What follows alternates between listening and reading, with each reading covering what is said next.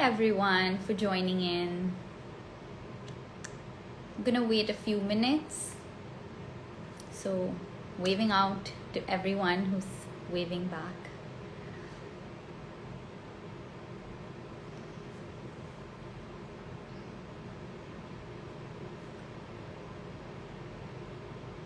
All right. So, hello everyone, good evening, and welcome to another episode of Mind Over Matter with me, Binaisha Karas. Today, we're going to be talking about the art of letting go. So, as you know the drill, and for some of you who have joined us today, we'll be having a session and wherein I will be taking your comments at the end of it regarding the topic about letting go. So, stay tuned right till the end. Some of you have asked me, what's my name? So my name is Binaisha Karas, and I'll be going through today about the art of letting go. So hope you enjoy today's session and gain a couple of insights on the same. I'm going to be disabling comments as of now, and you can leave your questions down here where the question box is.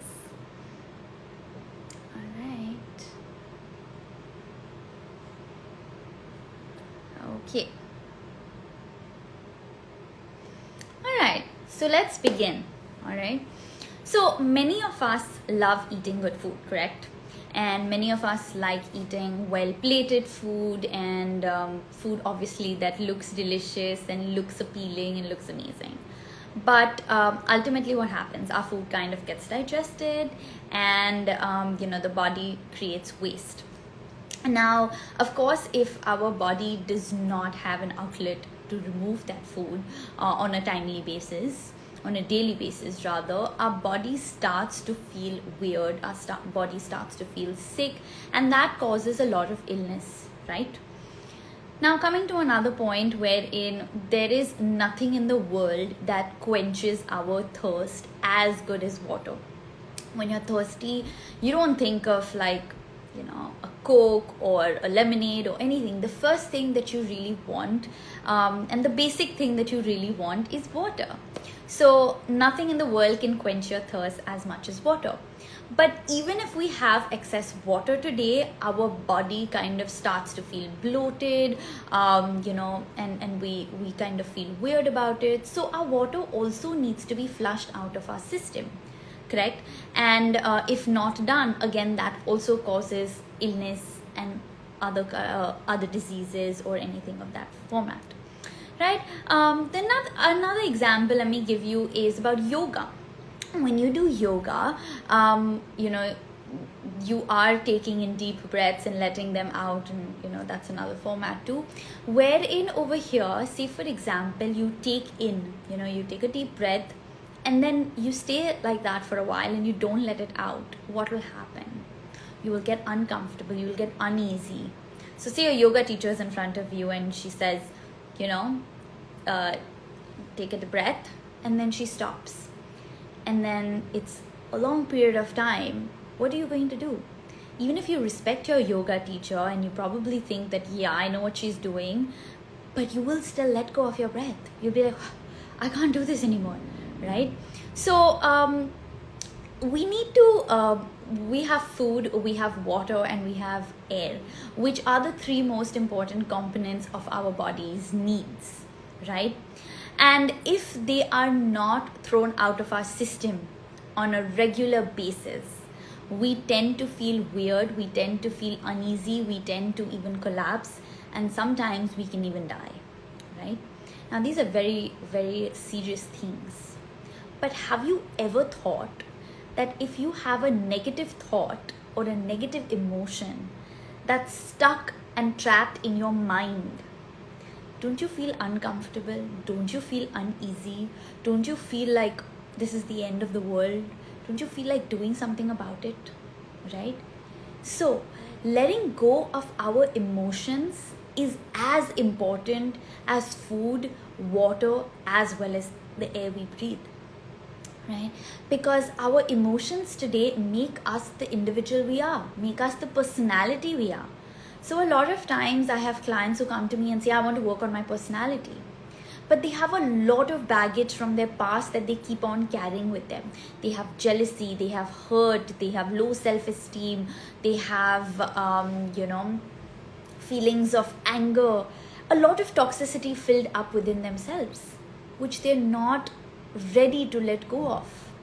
So a lot of people come by saying, I'm ready for change, I'm ready to learn something new, I'm ready to uplift my personality, and all these things. But you really need to ask yourself, are you truly ready to make that shift? Are you truly ready to let go of everything that actually holds you on? Right?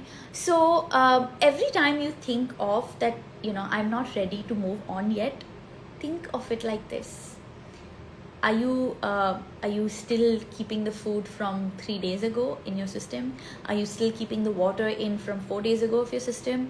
Are you still holding on to the breath which was just 1 second earlier? And if the answer is no, let go of negative emotions as well. Let go of certain things in the past that didn't turn out too well.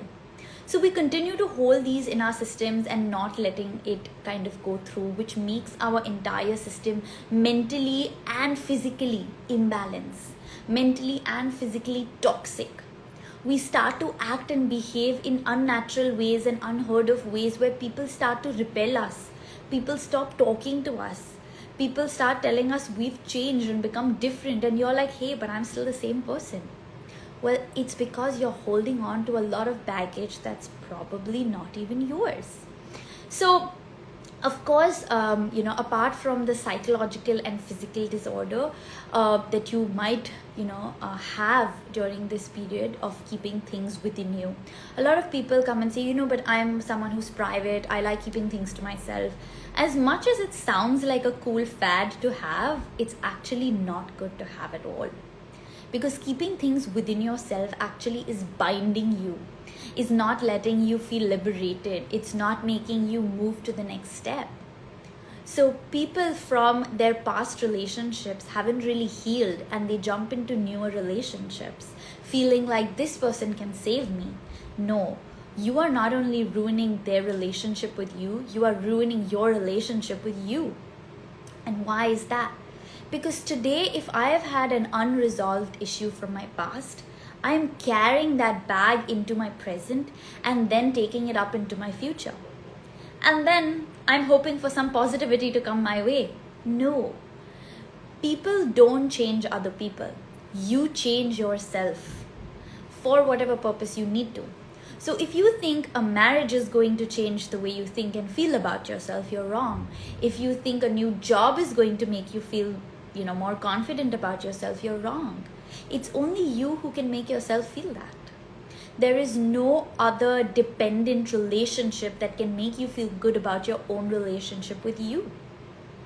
You are the only one who knows how you feel exactly, internally, externally, every bit of it. So letting go of certain things are sometimes in our best interests is because there is a famous saying that your past never made it to your present to make it to your future for a reason. Right? So if the body has a system of removing all of these things, we need to find a system about how to remove, the toxicity.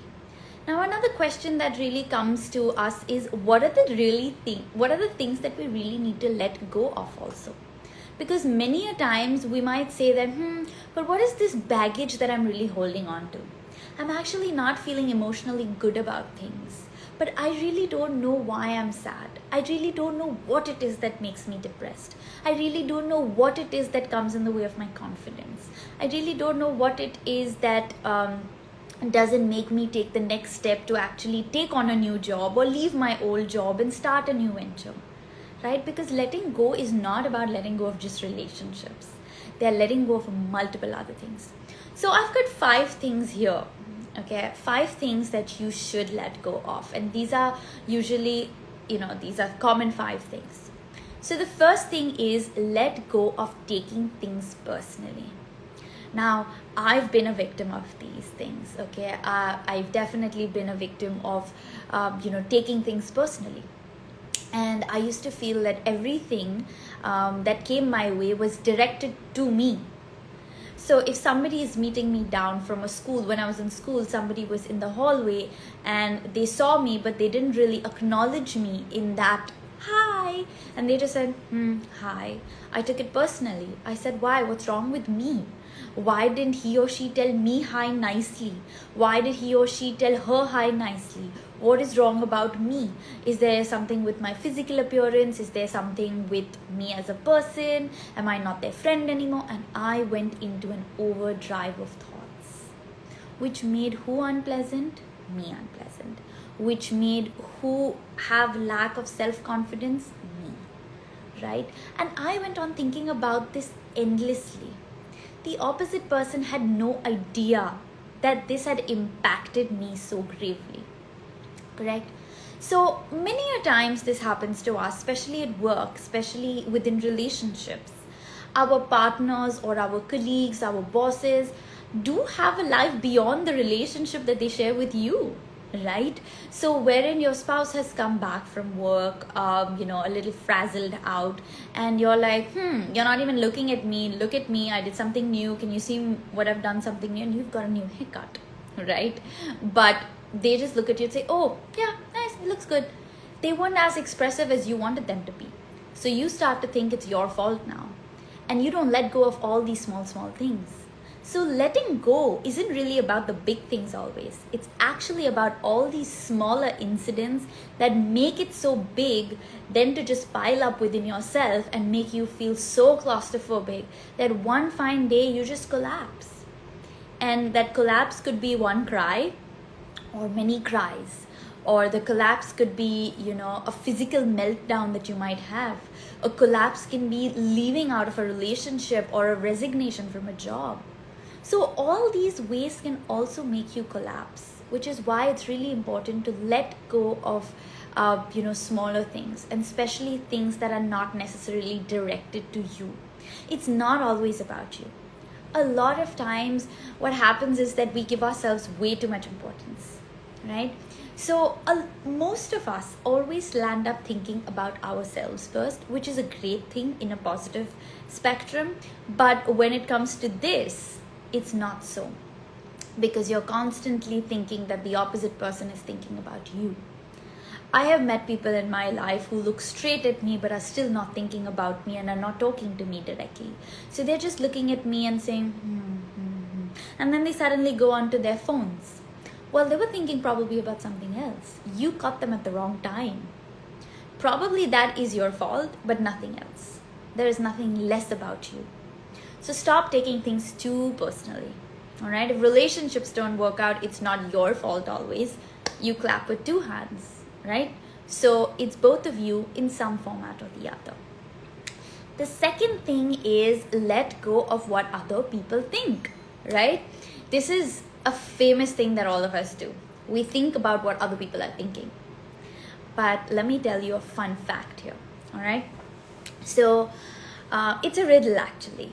So if I'm thinking what you are thinking about me, and you are thinking what I'm thinking about you, what are we really thinking about? So I'm going to repeat. If I'm thinking what you are thinking about me, and you are thinking what I'm thinking about you, what are we really thinking about? Ourselves, right? Because I'm thinking what you are thinking about me only. Twice the hand pointed to me. And you are thinking what I am thinking about you. Twice the hand pointed to you. So we're actually all thinking about ourselves only in life. No one's really thinking about other people. लोग क्या सोचेंगे? ये लोग है ही नहीं. There is no log. There is no janta who thinks about you as much as they think about themselves. Today I might want to help people. I want to do things. I do help people. I do things. But the amount of vested interest I have in my own growth, I humanistically and psychologically I cannot have with anybody else except for my own child, which is an extension again of me. So when people say that mothers love their children the most in the world, even beyond their spouses, it's so true, because it's an extension of them only, no? So always remember that people aren't always thinking about you. there is no others. There is no log kya kahenge.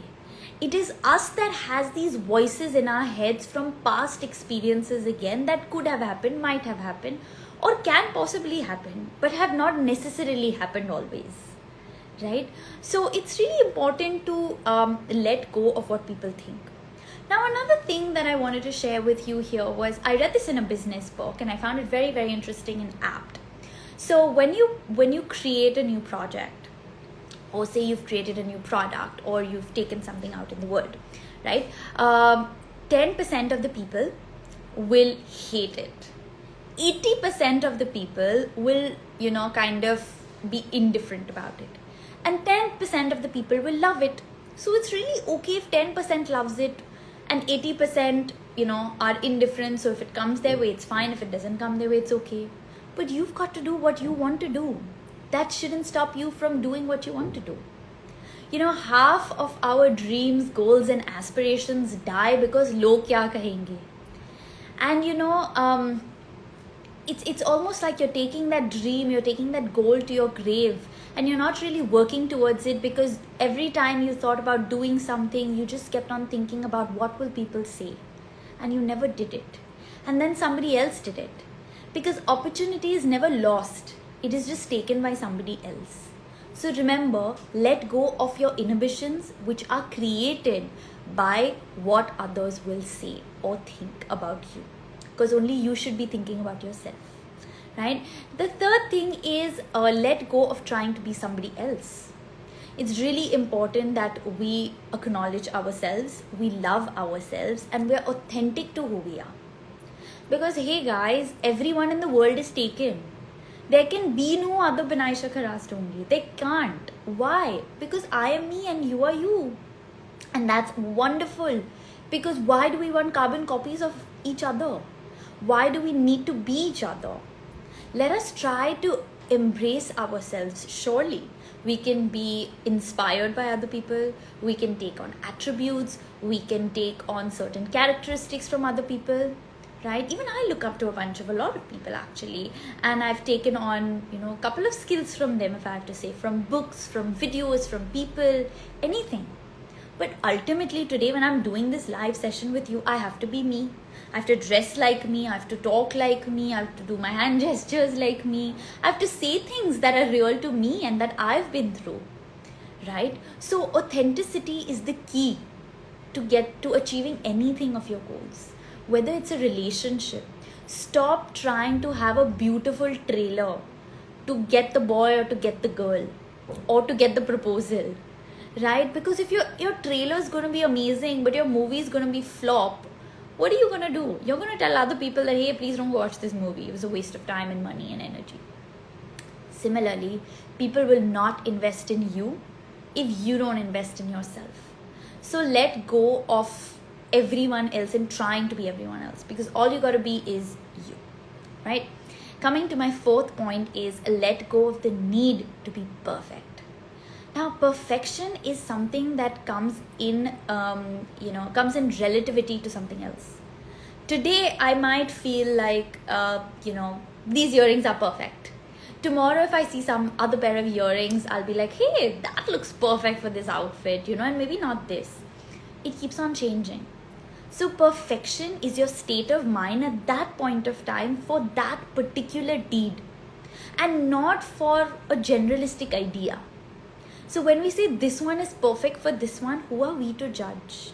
Let them decide if they're perfect for each other.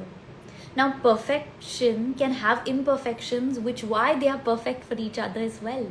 So sometimes you see people together and you're like, they're actually good for each other, because he has this minus and she has this plus, and she has this minus and he has this plus. Or this job is perfect for him and or her because the timings match his laziness schedule. I mean, that's perfect for them, right? So it's a match, it's a fit. But that same thing cannot be perfect for somebody else. It's not that one dress fits all. We've got sizes, and so do our perfectionism levels. So don't have this need, I have to be perfect. No. Just strive for excellence. Just strive for whatever you're doing to do the best that you can. Don't try to achieve perfectionism because you don't even know what's perfect in that scenario because you've never done it before, right? So that's my 4th point. And lastly, my 5th point is let go of you saying not yet or not now. I am not ready, not yet. I can't move on just yet. It's only been a few days since we broke up. It's only been a few months since we broke up. It's only been a few days since this person left me. It's only been a few days since I got off this job. Who has defined that you need to have a suitable time before you move away from a breakup? Who's given you a suitable time that you need to start finding another job? Who's given you a specific time for letting go of anything? You have to let go when you're uncomfortable. When you take a deep breath, if you're uncomfortable, you let it go, right? Same way, if you've eaten a lot of food and your tummy starts to rumble and mumble, and then you feel like, hey, I need to go somewhere, then you go. You don't hold it back in and say, no, just I'll wait till tomorrow. No, you don't do that, right? If you have had a lot of water and you need to go to the restroom, are you going to say, no, I'll just hang in here for just another hour? You don't do that. Same way, do not hold up certain emotions within you because you feel it's not the right time. Because again, log kya kahenge if I move on so fast from him or move on so fast from her, or I just left this job and I'm just finding another one, or I just did this thing and I just cannot do that thing. No, these are all your timelines. So let go of all these timelines that you've curated in your head. So I hope this has given you a quick insight into what are the things that you must let go, and most importantly, why you must let go. So every time you feel like I'm not ready to let go of something, think of these points of food, of water, and of air. If these 3 things on a daily basis, and right now while I'm speaking to you, my breath too, on a per second rate as well, then think about what you're not doing for your emotions. It's very important to let go of your emotions, right? And there is a saying that it's not the glass that you are holding, the water glass that you're holding, which actually, is as heavy as a couple of grams, that is causing our hand to hurt. It is how long we are holding the glass in that format. Imagine if I hold a glass like this for a very long time without moving, my hand will start hurting. And it's not because water is heavy. It's because I've held it like this for way too long. So sometimes it's not what we are holding on to, but how long we are holding on to that really hurts us. So let go and liberate yourself so that you can love better, breathe better, and eat more yummy food and just enjoy the world.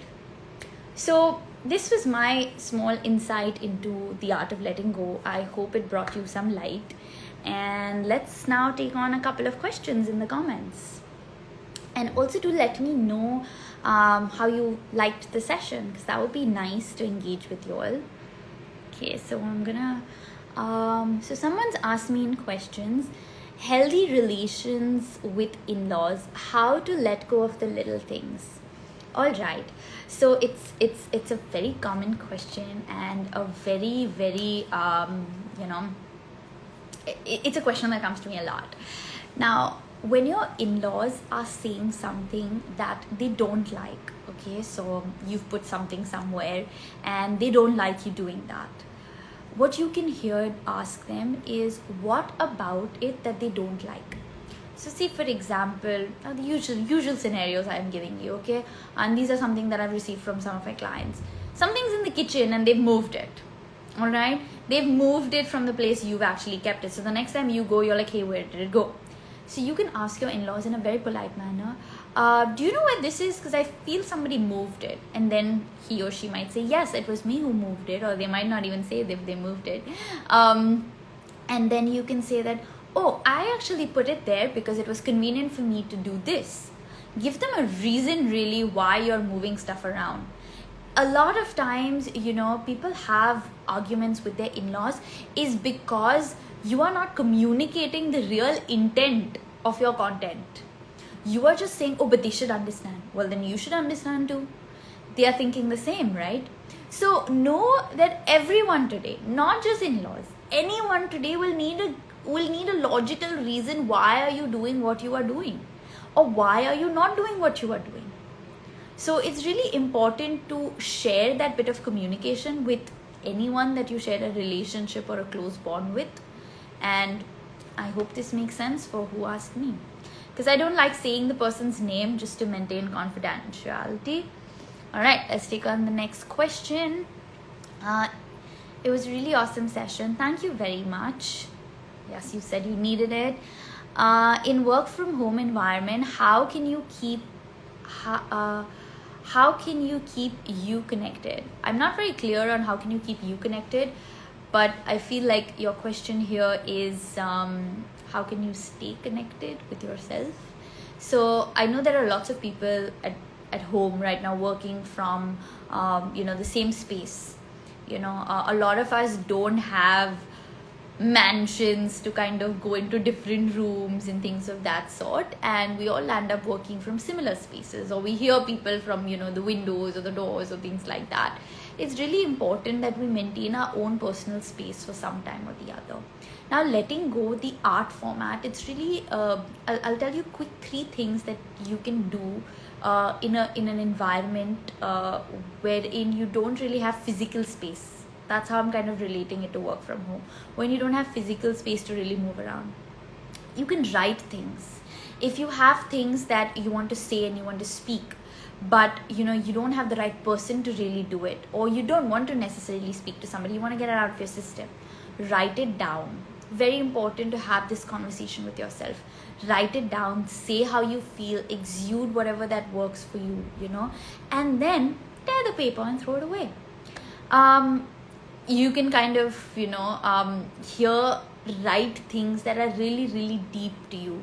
You can write things that you can't possibly just say this to anybody, because it's really important to let it out. Letting it out will only help you think about the next process. If you don't visit the restroom, can you eat another meal as heavy as the first one that you've eaten if you've not got that out of your system? No, you can't. You can't drink another sip of water if you've not gone to the restroom. You can't take another breath if you've not let go of the other earlier breath. Very important, let your system flow out with the emotions, write it down. Right? So this is another thing that I would recommend you to do, especially if you're in a very closed environment and you can't really move around and talk to people, and you're getting very irritated or fried with the current scenario of work from home.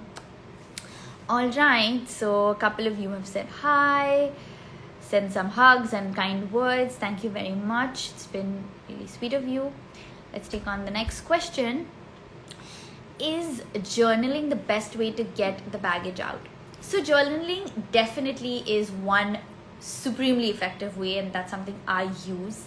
And I've made many journals over many years, and that has kind of been my therapy as a therapist too. So I find it very therapeutic.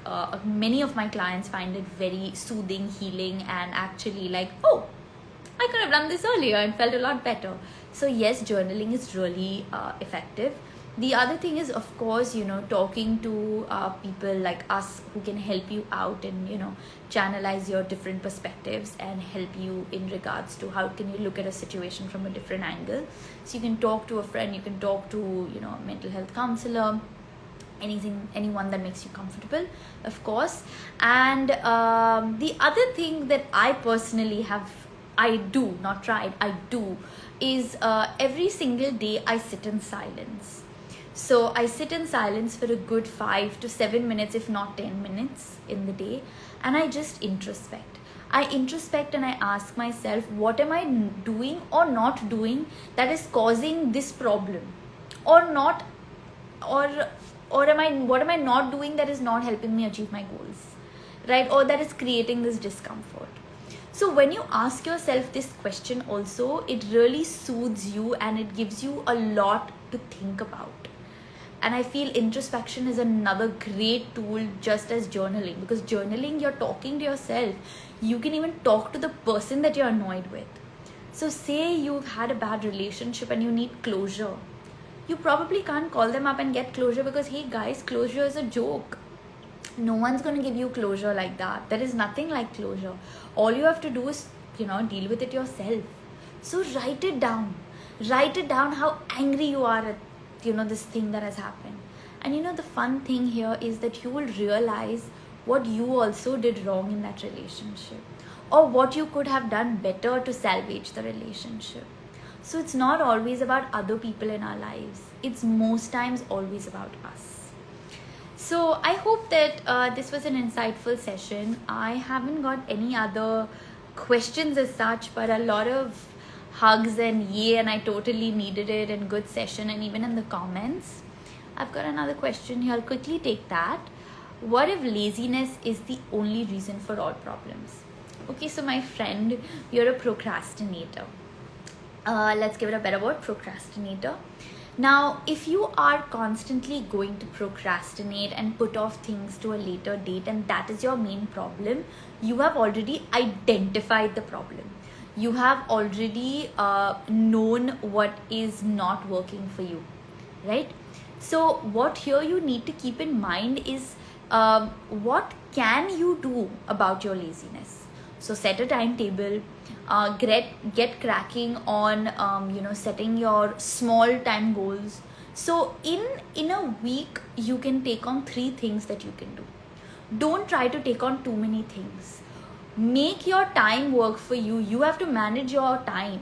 You have to manage yourself to manage your time better. So if laziness is the problem, what are the solutions? If you have a problem, if you're feeling angry, what are the causes? What is causing that anger? What is causing that laziness? What would you feel if you actually acted on that laziness? And that's how you'll start to work. Don't pressure yourself that you have to achieve Mount Everest in one day. You will take smaller baby steps. Give yourself a month to get over this, and I'm sure you will. Alright, someone asked me, are you a personal branding coach? Yes, I am. So I'm someone who brands you, your personality, your mental health, your clothing, your persona in all. Okay, now suddenly got 2 more questions here, new ones. Healthy relation, sorry, this question is repeated. How to fix your confidence? So how can you fix your confidence? Again, it's what is stopping your confidence. That is the question that you must ask. So are you feeling underconfident is because of the way you look, because of what you are going to speak? Whenever you are feeling underconfident when it regards to public speaking, like today I'm very comfortable talking to you. Why? Because I know my subject, I've lived my subject, I've dealt with my own subject, and so I can give you these clear-cut tips on what you need to do or what you can do, because that's what worked for me. I'm not saying that this is the end all and be all and this is written in stone. I'm telling you here what works for me. So whenever communicating, make sure that the subject that you're talking about is something that you know. That's what brings you confidence. If it's about the way you look, then what is it about the way you look that you don't like necessarily? And focus on that and try to work towards that. That's another thing that's very important as well, right? What are the other things that bring your confidence low? Try to ask the question, what are you doing to gain confidence, or what are you not doing to gain confidence? And I'm sure you'll get the answer. All right. Thank you all for some beautiful comments that you're putting out there. Is there something like personal branding for homemakers other than feeling elated that we are doing all in one? Yes, I have a lot of clients who are homemakers, and homemakers are I feel today in the lockdown, a lot of people have realized that homemakers are truly like CEOs. They manage a lot of things above and beyond a lot of things that people do at work. So definitely there is branding for everyone, and branding does not need to be packaging. It is about putting your best foot forward. It's about your first impressions, and that could be in a personal space or professional space or an internal space. So yep. All right. So Thank you all for tuning in and staying right till the end. I will see you all next week with another topic here on Namami Live's Monday Mind Over Matter at 6 p.m. So stay tuned, and if you have any questions once this video gets posted, you can leave your questions in the comments and I will be happy to answer them as soon as I can. Take care and have a positive week ahead.